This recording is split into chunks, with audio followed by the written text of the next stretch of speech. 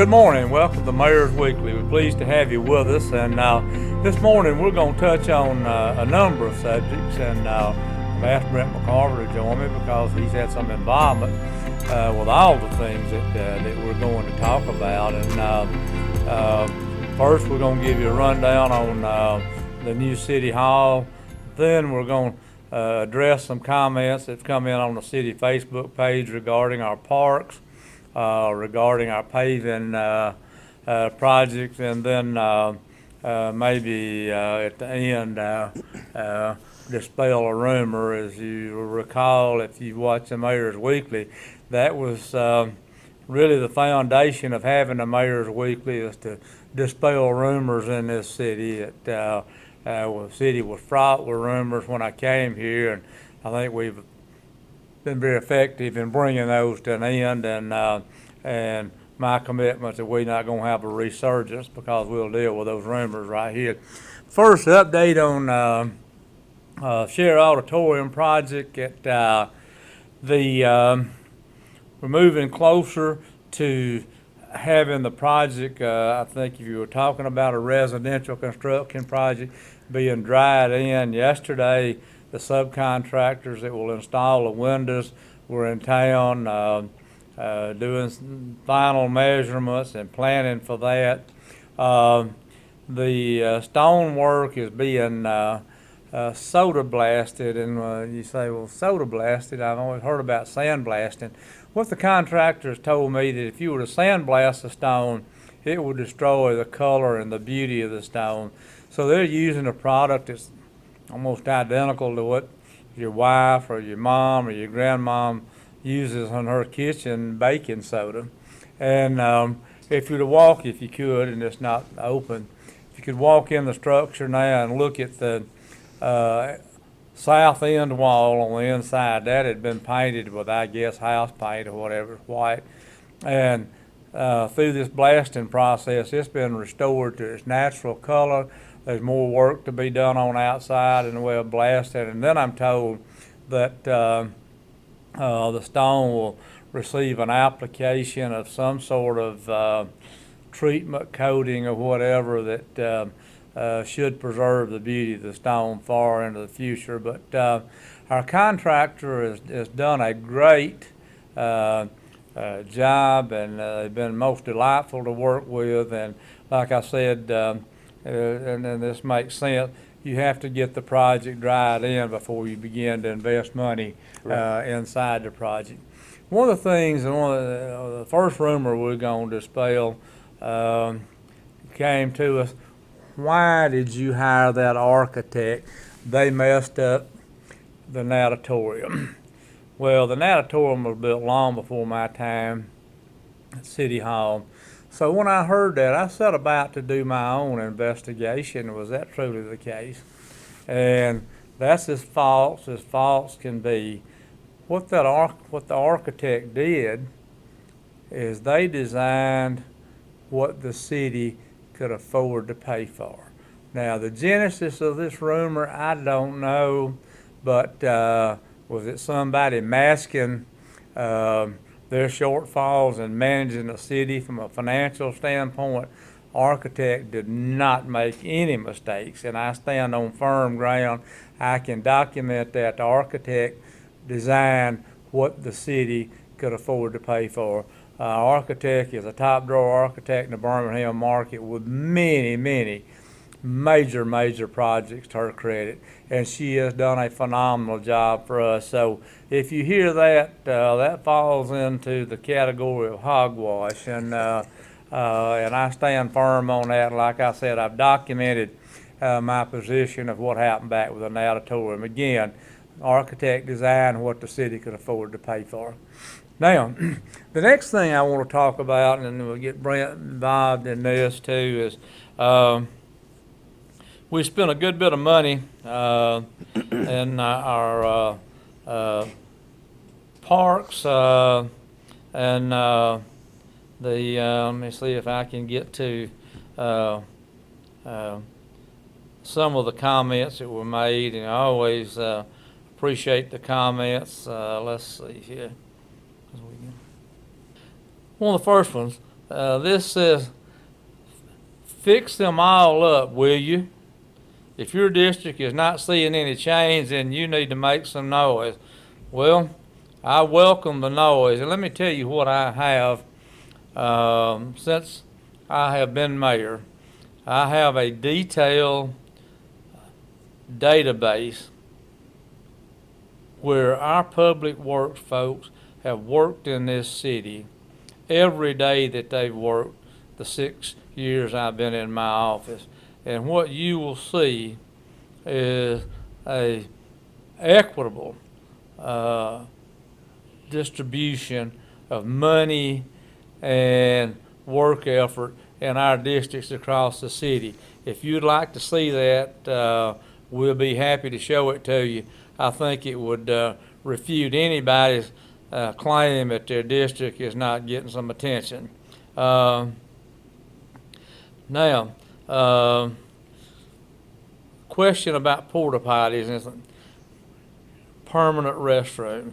We have talked, since I've been in office, people in larger cities, engineers, park and rec folks, permanent restrooms in those parks, we hear an absolute no-no, Brent. Mm-hmm. Here's what happens. They are tampered with, messed up. You have to keep them open year-round. They're not heated. The plumbing will freeze when cold weather hits. The pipe bursts. You've got an absolute mess. The right way to provide restroom facilities is through porta potties. Now, somebody made the comment that one was not clean, and that's totally believable. But we have a contract with the folks that put those porta potties out there, and if you encounter such, you let us know, and they should be looked at on a daily or every other day. We will get that taken care of. But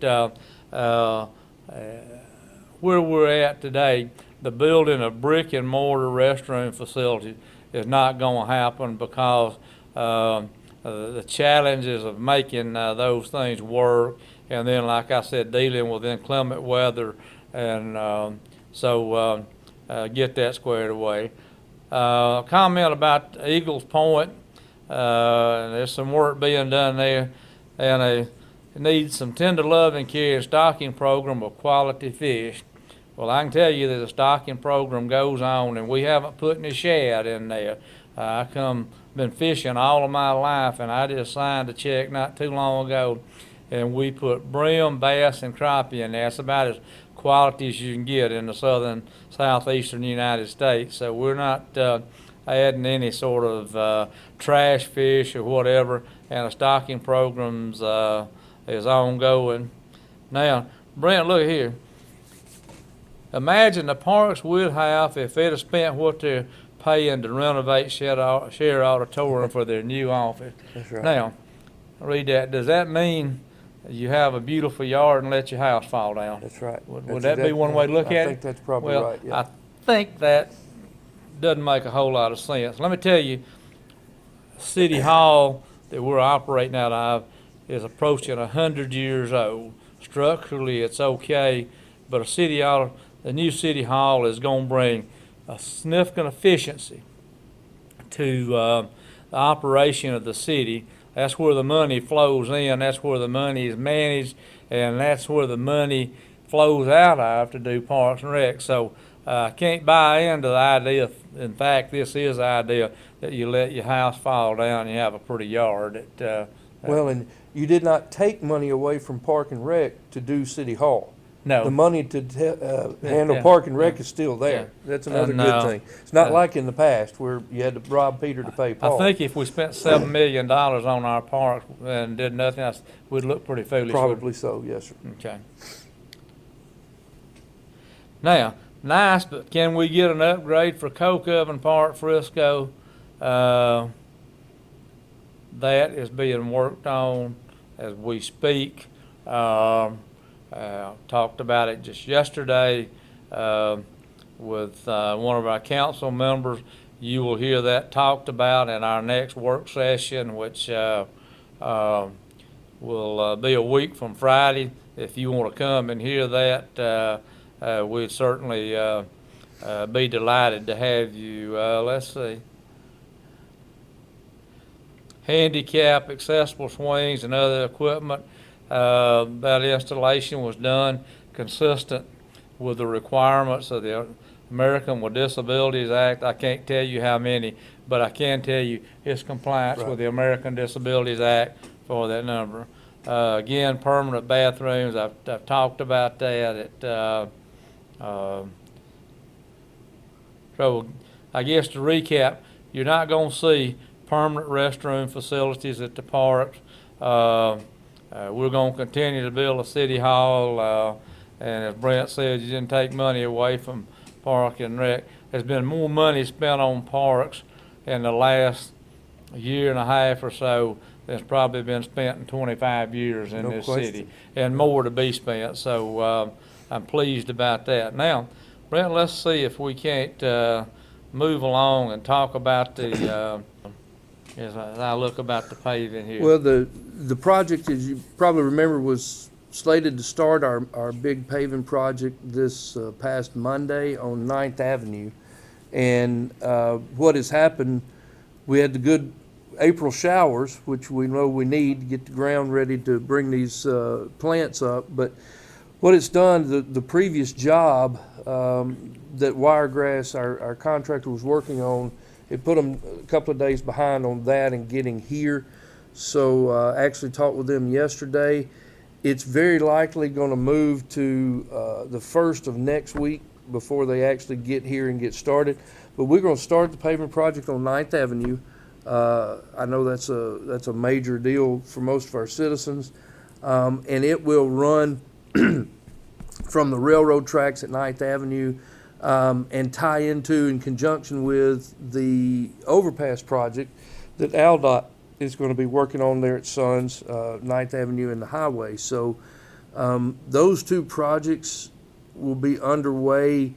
The AlDOT project's probably a later start. They've had some things there, as you worked on, with moving utilities and other things, electrical and water and different things like that. So be thinking this summer, our paving project's a 105-day contract calendar, which would take it through about August. So we'll be working around town doing milling and overlay pretty much all through the summer. The plan right now is to complete 9th Avenue, and then they'll probably move by district, just because geographically that's the smartest way to do it. So they'll have, District 1 and complete that, and then move to District 2 and follow it through town. Keeping in mind, we did discuss, we'll all remember, the highway project the state did, I guess it's nearly 2 years ago now, where they milled it down to the surface and then left for a couple of months and came back. We've discussed that on these roads. They're going to have the mill crew and the paving crew together. So as they mill, they'll stop, they'll come back and pave. So we're not going to, hopefully, that's the plan. We don't plan to have these milled surfaces slinging gravel and all for weeks at a time. Well, let's go with the comments here on paving. Hopefully, traffic cameras will be installed and reward the big rigs that choose to ignore the no truck sign. That is a terrific idea, but Brent, you'll recall, because I think you had come to work for. Yes, sir. We talked about traffic cameras in our city, and there was a mass outrage on the part of citizens that effectively killed our efforts to put traffic cameras in. You recall that? I do. That was part of one of the first meetings you remember we had with Alabama Power on smart cities. Yeah. That was going to be part of when they put the broadband in. And there was a groundswell of opposition to that. So not a bad idea, but it's not going to happen with that kind of opposition. I like this. It says people, they're trolls under 9th Avenue. There's reason to think that. I hope we have better planning this time and don't have the water board come in and dig it all up once the work's complete. I agree with you 100%. We have a great relationship with our waterworks and sewer board. We don't think that will happen. I think some of the things that happened previously was trying to correct things from a water and sewer system was installed 100 years ago. And And we're going to do everything we can to make sure that don't happen. Now, here's a good one. Hopefully, whatever is causing the potholes and ramps can be corrected. Now, Brent, what we have done, and I don't know that we could have done any more, is the problem is obvious. Mm-hmm. We engaged probably the state's largest engineering firm, Sane Engineering, to look at, to study, and tell us what needs to be done to prevent this problem in the future. And they tell us they've done that. And I don't have an engineering background. You don't have an engineering background. And so we have to take them at face. I was in the pre-construction meeting a couple of weeks ago, which involved Sane, Wiregrass, AlDOT, and of course our offices. And again, you get to a point where you're speaking a foreign language if you don't have the education. But what I can come away from that and say, there is an understanding that there are certain areas that go back to when the paving was monolithic concrete, curb, gutter, and it goes under the asphalt area. Basically, in a nutshell, when we get to those areas, if we have to go down 10 inches, 12 inches, whatever, to do the actual repair, that's what we're going to do. It appears maybe in the past there was just a set depth. They went down to that depth, and if they got to it, great, and if they didn't, they just paved on over it. So they have it under a pretty serious work schedule this time. Here's a person says that we probably need speed humps at 15th Street West intersection. People are drag racing there.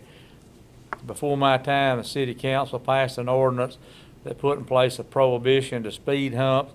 So I hate to disappoint you, but that ordinance is in place. And as we pave through, speed humps are coming out, and none will be added. Now, one of our really close friends here at the city, who will be handling the paving this time, hopefully not paved, Con, and I agree with you 100%. I was not satisfied with their work. Wiregrass Construction won the bid to do all of our paving. Their work will be done under the scrutiny of Sane Engineering. Is that right? Yes, who is Wiregrass?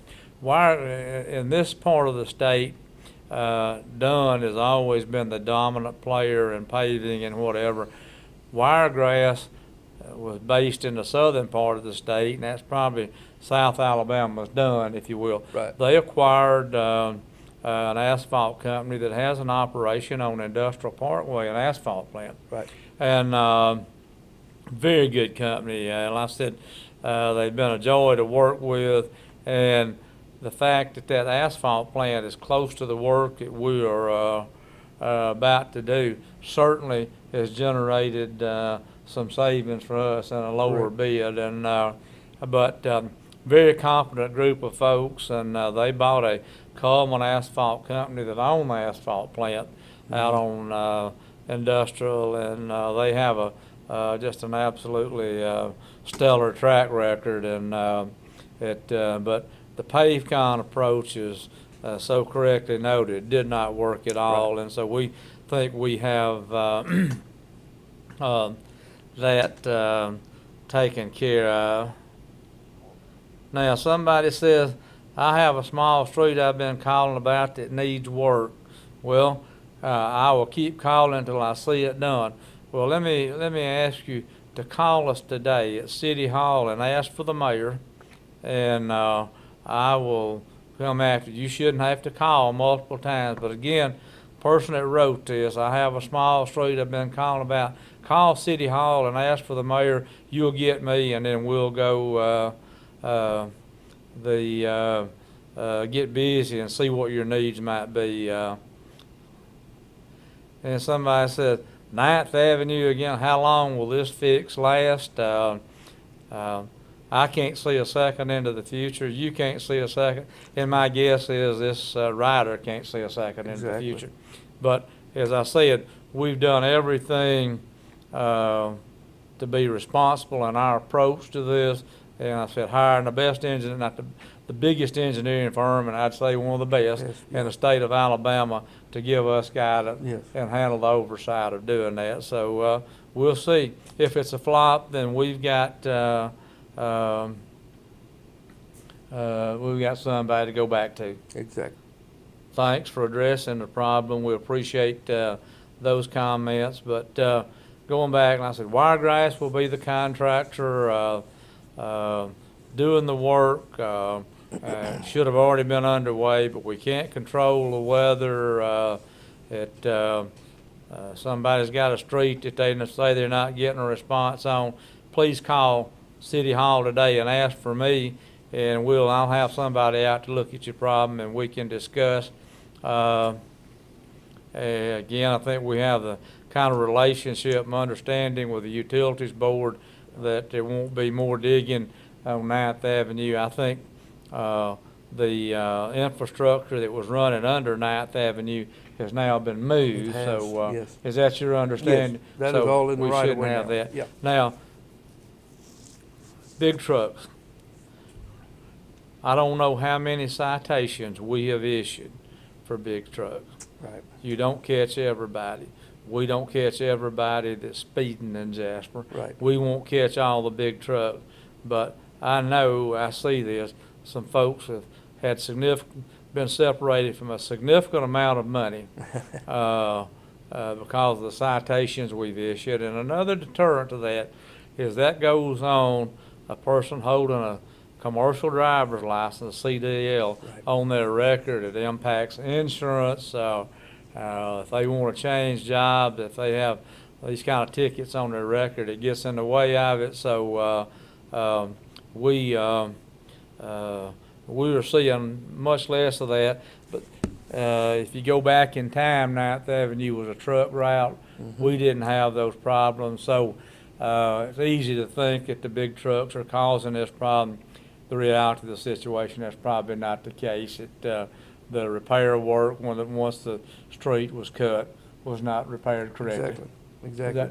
Another thing that Russ Smallwood and matter of fact, just since that was a request, there is an upcoming meeting. The police department and public works, we're going to do some discussions because there is, we believe we've gotten to a point where our piecemeal truck route, no truck route has probably confused itself. Right. And we're going to sit down. Some of these truck routes are 30, 40 years old. There is law, for example, the national network, and you over-the-road drivers will know what I'm talking about, ALDOT, whether you can restrict local deliveries or triaxles within a mile of a state or federal highway. Well, here's the deal. If you're in downtown Jasper, we can't restrict you. We're pretty much a mile from a state highway or federal highway all through downtown. That's a federal law. There are some places where growth, we talk, or Mayor, you talk a lot about growing pains that we've never experienced before. As we grow with these residential neighborhoods, as people move in, we're delivering materials. We're a good example. We've got now a Dollar General at the intersection of Arkadelphia and Walston Bridge. There's never been a reason for an 18-wheel truck to go down Walston Bridge before. There was no reason to name it a no truck route. There certainly is now. But we have to figure out, if we're not going to let them go down this road, how are we going to let them go? So I say all that to say we're going to meet sometime before the end of April. Police actually asked for this meeting because you're talking about enforcing it. They're trying to enforce it. Russ Smallwood made a good point. Oftentimes our garbage trucks are as heavy as any other truck that might be coming down a residential road. So it's not just the trucks that are weight-wise hurting the pavement, because we got to go in with garbage trucks. We got to go in with Waterworks Board. We've got to get basically a route that deals with congestion and traffic flow, and hopefully we'll be, and watch for that, but we'll be getting something better than that. Stefan has offered to help with that as well, to do sort of an overview.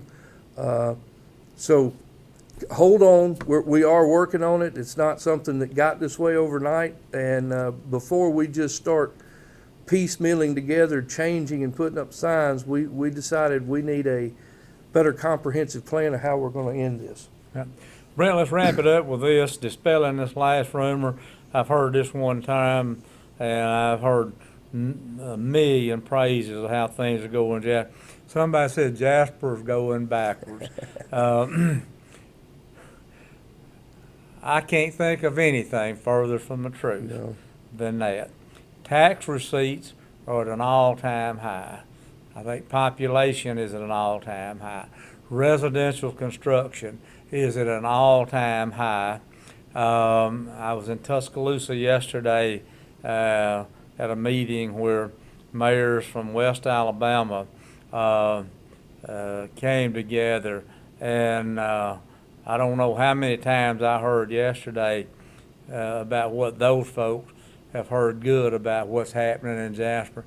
Brent, you've seen that. We have had numerous people, mayors and city clerks and whatever, come to this city to look at what we're doing, to see how we're doing. Is that right, Brent? I agree. Yes. So, anybody that wants to say Jasper's going backwards, if they'll come to City Hall, we can show you things that will refute that. And like I said, I've heard that one time, and I said I've heard a million times, and I'm pleased that Jasper is doing fantastic. Yeah. And when you have other cities come to take a look at what you're doing, that's a pretty strong testament that you're getting it right. Right. I agree 100%. We've got 3 items on this coming planning commission, 2 items on the zoning board. That's 5. They're all commercial developments. I've got a new lady, Liz, over here in the annex that I'd be glad. I bet she'll tell you there's no lack of work to learn over here. Brent, things are happening. And we could talk all day Sure. about this, but the contacts that our planning department gets on a weekly basis, it's just unbelievable. People wanting information on Jasper. Yeah. Is that right? It is. It's nonstop. And again, like you and I talk about, they may never come to fruition, but we're on the radar. So. Right. Pleased to have you with us. The things we've addressed. If you have questions, send them our way. Call me, whatever. We'll be happy to answer them. I said the only qualifier is, I said, anything written with a poison pen gets no attention from here. But if you have a valid question, need information, we'll be prompt in getting those answers for you. Again, glad to have you with us, and we'll look forward to being with you next week.